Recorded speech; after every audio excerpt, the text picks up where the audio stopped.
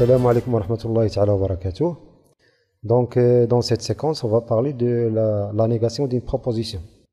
Donc, lorsqu'on a une proposition P, alors la négation de la proposition P, qu'on note ou bien P bar, comme ça, ou bien un symbole à côté de P et on lit non P, ou bien il y a une autre notation 3. Donc, on peut la noter tout simplement non P. Donc, qu'est-ce que c'est que cette négation de la proposition P? Alors, c'est une autre proposition telle que lorsque P est vrai, non P, elle est fausse. Et inversement, lorsque P est fausse, alors non P est vrai. On va prendre un exemple.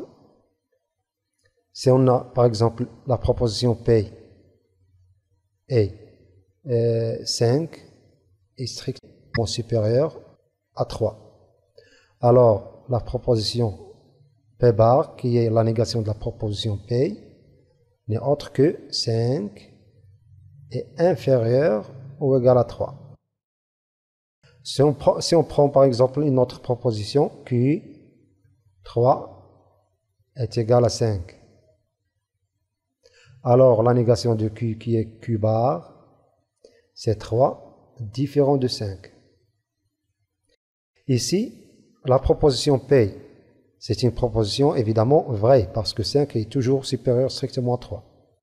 Donc, la négation de P qui est P bar a une valeur de vérité au contraire de la valeur de vérité de P. Donc, on a ici P, la valeur de vérité de P c'est vrai. Donc, la valeur de vérité de P bar, elle est faux. Évidemment, 5 inférieur ou égal à 3 est fausse. La proposition 5 inférieur ou égal à 3 est fausse. Ici, pour ce qui concerne la proposition Q, on a la proposition Q, 3 égale à 5.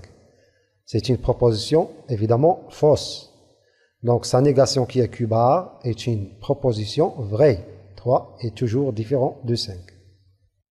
Donc, la valeur de vérité d'une proposition, elle est contraire à la valeur de vérité de sa négation. Et évidemment, on a toujours non P, c'est P. Donc, la négation d'une proposition, c'est la proposition elle-même.